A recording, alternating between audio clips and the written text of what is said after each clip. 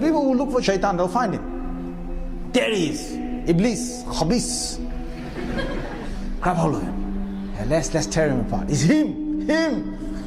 So they'll come to him and they'll say, Iblis, Mr. Big Man, the biggest of all big men, Mr. Big Man. You're the one who led all of us to Jahannam are going today because of you.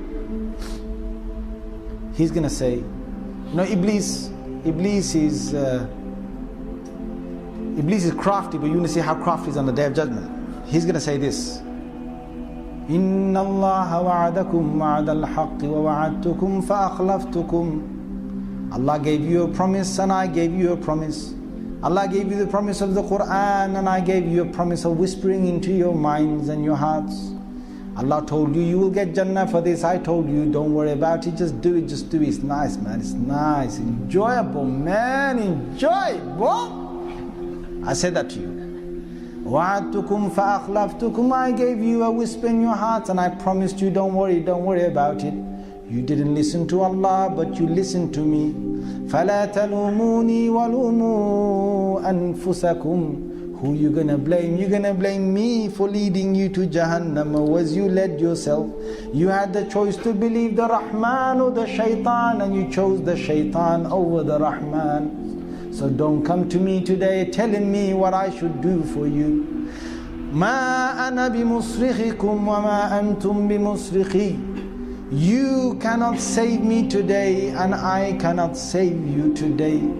I cannot come to your rescue today. You can't come to my rescue today.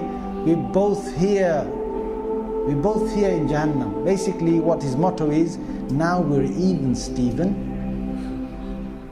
Because Shaitan wants that. He wants us to go to Jahannam. We know that Satan made a pledge with God, or declared himself arrogantly, that he is going to build up the hopes of human beings such that they will turn away from God. He would lead them away from the worship of the one God.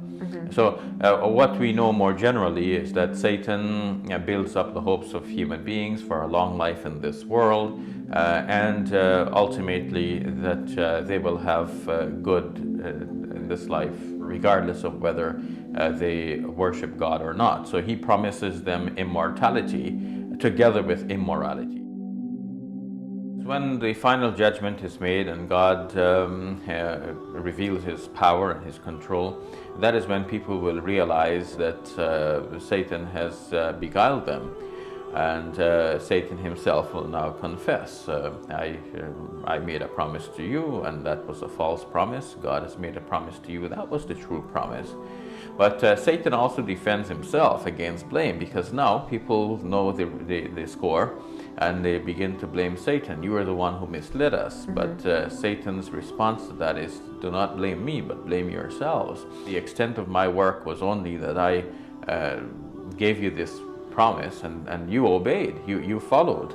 So don't blame me, blame yourselves. And in the end, even if you were to blame Satan, Satan says, I am not able to respond to your cries, nor would you be able to respond to my cries. And certainly for the wrongdoers, there is a painful punishment.